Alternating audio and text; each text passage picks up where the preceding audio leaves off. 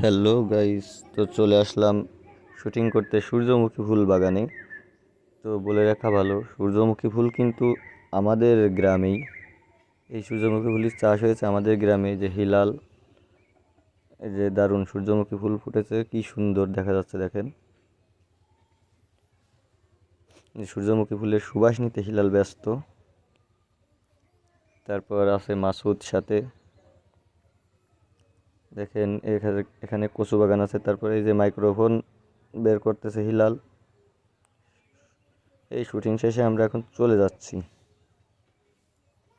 তো দেখুন সামনে সূর্যমুখী ফুলের বাগান আরও আছে। এই যে আমি যাচ্ছি সূর্যমুখী ফুলের সাথে একটু ভিউ নিতে। দারুণ সূর্যমুখী ফুল দেখুন।